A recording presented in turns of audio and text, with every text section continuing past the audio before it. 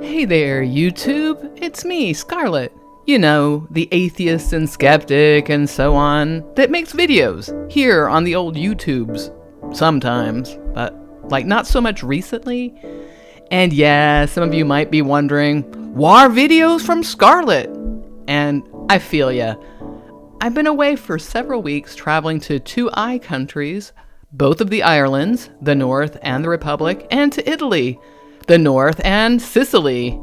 Kind of like my own eat, pray, love, but without the praying, or the Asian countries, or the falling in love part.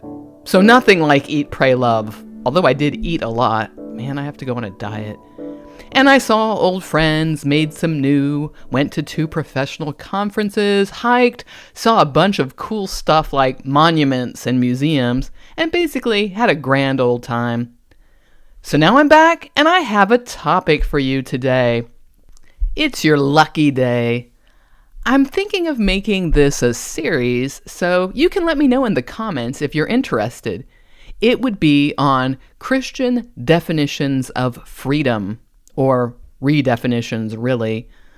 For a long time, I've been intrigued by the way Christian apologists discuss freedom, warping it so much that it doesn't resemble what I think of as freedom. A lot of it is about throwing off the shackles of sin, because sin keeps us enslaved. I have a whole series on sin, which to my mind is an invented category to keep us in line. I think it's obvious why Christians discuss freedom. It is pretty much an uncontested good here in the Western world, especially the United States, since at least the Enlightenment. Christianity, not so much about freedom. It's about adherence to a set of rules people claim are from a deity, and it's important to get them right if you don't want your ghost to burn in a lake of fire after your body dies. But they can't say Christianity isn't about freedom, so they dance around a lot and find a way to say freedom when they mean not freedom. Anyway, enough of the intro. I can see people complaining in the comments already. Get on with it! Cue Monty Python. So today's topic is from a post by Dr. Sean McDowell from February of 2021. What does freedom mean? I love the quotes around freedom. You can already tell it's gonna be a good time. Most of you probably already have seen this guy around, so I won't put a whole bio out about him. He has a bunch of books, he teaches Christian apologetics, yada yada. You can go look him up. This post was on LifeWay Voices, whose mission is described thus. LifeWay Voices is a platform for LifeWay authors, speakers, employees, and others in the LifeWay family to share their perspectives on current events, cultural issues, and matters of faith. No experts here, by the way. Just point that out. Just like random people that we like can post on this site. Anyway, LifeWay Voices exists to serve our readers with content that helps them process current events and cultural issues from trustworthy authors with biblical perspectives. Yeah, helping them process current events by telling them what to think. All right. So anyway, this post, what does freedom mean? We start out the very first sentence that Dr. Sean writes is, what does freedom mean? I mean, that was already the title of this blog post, so I'm not sure why we had to repeat it, but, my thought is this is just like a stylistic consideration, like that's your headline or your title, right? What does freedom mean? And then you start out along like, I've been thinking a lot about freedom, or have you ever thought about freedom? Like, change it up a little, like show a little creativity. I've never read Sean McDowell's books, and I don't plan on it, but this doesn't bode well in terms of a stylistic thing. So, all right, we've posed the question. Let's see where he goes. I recently asked a group of high school students this question. After some discussion and reflection, they agreed on this definition. Freedom is being able to do what you want without restraint. In other words, the free person does whatever he or she wants without any person or law standing in their way. Well, I guess, first of all, I'm wondering if this is real because I did do one of these, dictionary searches that we all love here on YouTube. Like, let's look up what words mean, right? And this is what I found on the old Google machine. The power or right to act, speak, or think as one wants without hindrance or restraint. Like, I kind of just wonder, there might be an actual dictionary that has Sean McDowell's stated definition there, and I just want... He is a professor, he does have students, it could totally have happened, but it's just interesting to me that they came up with what is basically the definition. What I would question is this, without any person or law standing in their way, because if freedom is actually a group value, that is, that we value freedom for everybody, then laws and people will stand in your way because one person's freedom can impede another person's freedom. And I like to think of freedom as being a collective value or a societal value. So this isn't just the individual freedom, which for the individual freedom, fine, being able, whatever you want to do, no restraints, nobody can get in your way. But as a societal value, if we all have freedom, we can't do absolutely everything we want without laws or people.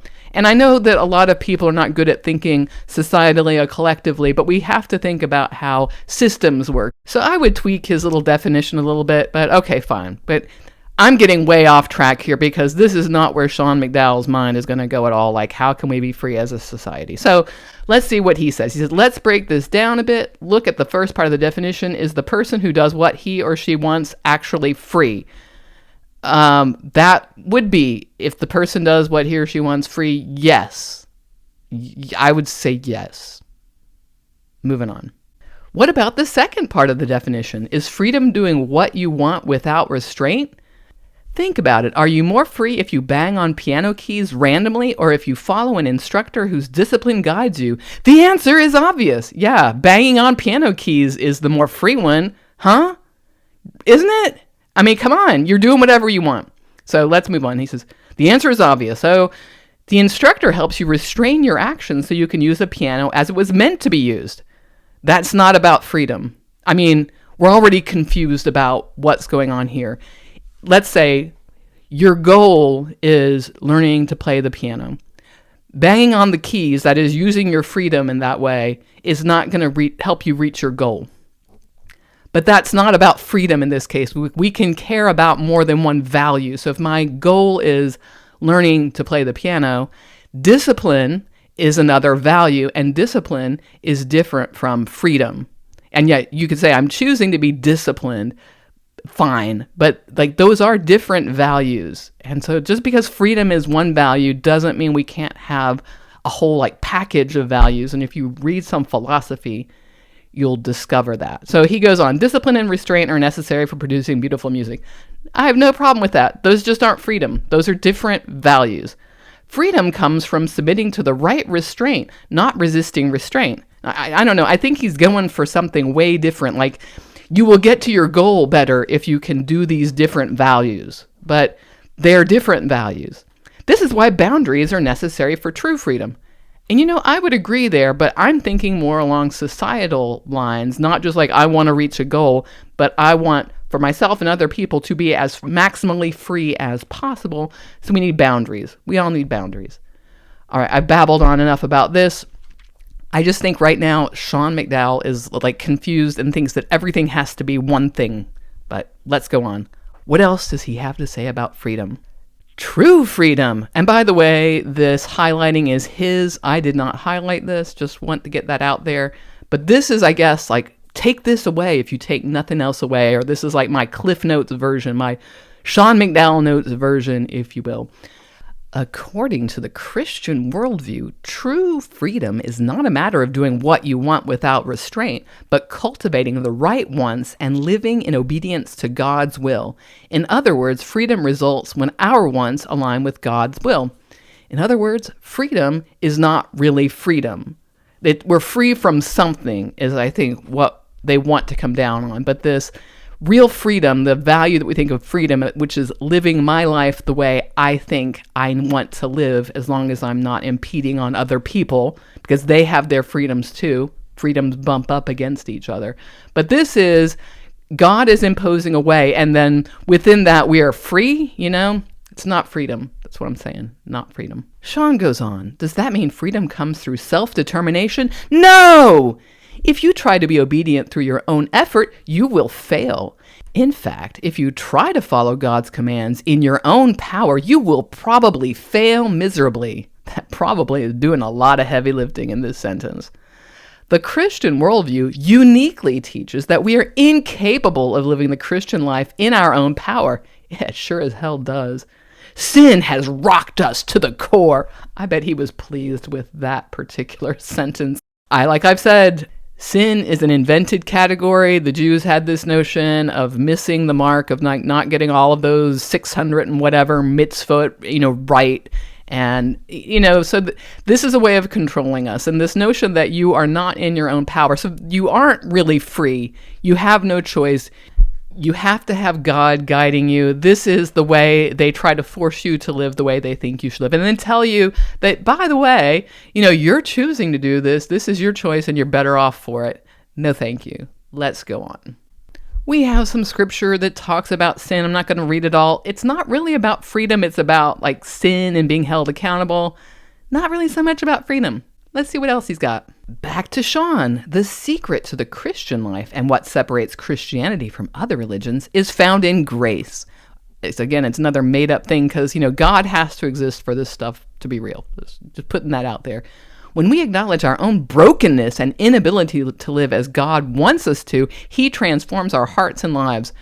This, I think, is really disgusting that we have to say that there's something wrong with us and we cannot make it on our own and we cannot determine our own things. So we need to turn toward really experts like Sean to tell us how we should move forward, because let's face it, they ain't no God telling this stuff. This is a bunch of apologists out here on the YouTubes, in blogs, in churches, telling us what we should do. Don't have it, people. Don't take it. Don't accept it. It's bullshit. Our strength comes in acknowledging our weakness and failure and depending on God. You mean depending on the words of people like Sean McDowell to tell us how to live our lives. I'm not having it. I'm telling you, I'm not having it. We're moving on. A personal God changes everything, all caps, heading. Now let's put a spin on our original question about what it means to be free. Since a personal God exists, does it? Does it? Have you shown that? Please show that somewhere. Does that change how we understand freedom? I know how Sean's going to answer. Do you think believing in God would make an individual feel more or less free? What? How is this a question? Anyway, I think I know how Sean's going to answer. Let's see what he says. Maybe you think believing in God adds guilt in this life or judgment when you die. I actually thought that was part of Christianity. I thought judgment when you die, isn't that, am I wrong about this? Isn't it you get to go to heaven or hell? Maybe I've gotten Christianity wrong all this time, but I actually thought judgment was about it, and therefore you're going to be guilty. If you are making wrong choices and you're living in sin, that creates guilt. I don't know. Maybe it's just me. And maybe you think God's existence would make no significant difference in someone feeling free, except for the weight of the consequences that result from poor choices. Oh, Sean, oh, Sean, oh, Sean. All right. Yeah. All right. Let's see where else he goes. But the existence of a personal God changes everything. Does it? Well, let's see what Sean says. The world is not a cosmic accident, but is purposefully fashioned by a creator. Citation fucking needed, man. And the first thing we learn about God in the Bible is that God is the creator, just like a car that has been designed to operate a certain way and is only free when used accordingly. Humans have also been created for a greater purpose and experience freedom when they discover and live that purpose. Yeah, I'd like to figure out exactly what you think this freedom means. I think you mean we feel more satisfaction and happiness, but that is separate from being free. A car isn't free. A car doesn't have agency that you can't. I just find this very bizarre. Things don't have agency, right? We all agree on that. By the way, there are other ways to use a car. So you can take off the top and make it a giant planter in your front yard. I think that would be really awesome. Get one of those 50s cars, with the fins. Is that what they're called? The fin. It's a turquoise blue, paint Elvis on the side. Like, there are other things you can do and they can serve other purposes. So whatever. I mean, I understand, like, the car can get you someplace and you have to operate it a certain way if you want to go that way. I'm babbling because I just think this is a little ridiculous, and I think Sean is very confused about what all this stuff is and the fact that things can be different from freedom. Like, we can have more than one value. Let's see what else he does. This raises the question, what do you think God made us for? What is our purpose? And so we've got a bunch of quotes about God creating us and being with us and everything, and it really doesn't have much to do with either freedom or our purpose. Most of this just asserts that God is in control of everything, and it really doesn't help us get to the goal of talking about freedom or our purpose, and our purpose is separate from freedom. And I want to reiterate that if I have a purpose, if I've decided I have a goal or an objective I want to accomplish, I have chosen that, and then I can have other values that are things like discipline and grit and whatever, stick-to-itiveness, whatever you want to say, to get to that goal. But it's separate from freedom. I guess throwing some scripture in here just makes it look like it's more valid, but this really doesn't do anything to bolster Sean's discussion. So let's see where else he goes. Made for relationship. Scripture reveals that God made us for relationship with him and with others. Jesus said the greatest commandments are to love God and love others. True freedom exists in healthy, intimate relationships with both God and other people. Therefore, the free and abundant life Jesus offers us can only be experienced through the committed relationship rooted and grown in God's intended design. Again, I think we're talking about a different kind of free, like we feel a satisfaction, we feel like we can do what we want to do. And I don't know that any of this is true about the relationship with God, because I ain't seen no God. I ain't know about Jesus still existing if he ever did. So citation needed for some of this. But I think we're talking about a different kind of freedom. Words can have more than one meaning. Like, we could be free of disease. That's one thing, but that's different from having freedom. Let's move on. Throughout the creation story in Genesis, God consistently called his creation good. Yet there is one thing God said is not good. And this is that the man shouldn't be alone. Fine, whatever. Still not about freedom. We know God created us to be in relationship with him, and we know Adam needed Eve to multiply and fill the earth, but God also made humans to be in relationship with other human beings. This has nothing to do with freedom, again. He goes on, since we are made for relationships, then we can only be free through commitment and faithfulness. This may seem counterintuitive. After all, we live in a world of endless options. From consumer products to music to streaming TV, you can seemingly have what you want, when you want it, and how you want it, and with whomever you want. So why not give up on difficult relationships? And in terms of marriage, why commit to one person for life? Why limit yourself? And now we see the real issue with freedom is that freedom to choose the way you want to live is coming into conflict with what Christians want for you, which is they want to control you. They actually don't like that you have this control over your own life and the freedom to choose a different life, frankly. Now, I have to say that I do think if you have committed to a relationship like marriage, or if you have family, it's good to try to make that work. But if you keep butting up against the same problems, and really this is something that is not good in your life, I don't see why you shouldn't end that relationship. I know that we often think of marriage just as this good that exists and that we should never give up on the marriage and divorce is bad, but I actually think staying in bad relationships is worse. And the fact that you have choice over things, that you have control over your life, to me is good.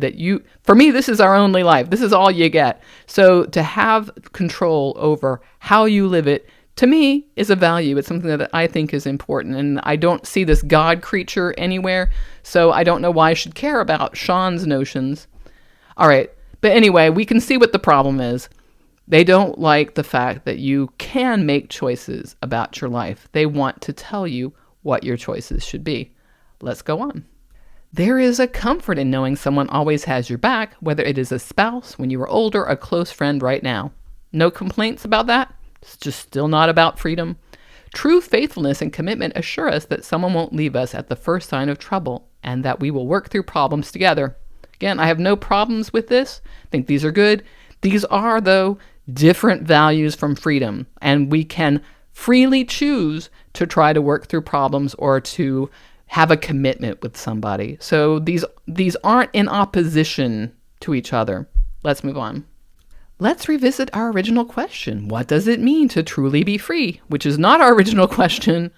It was the original question, what does freedom mean? Not what does it mean to be truly free?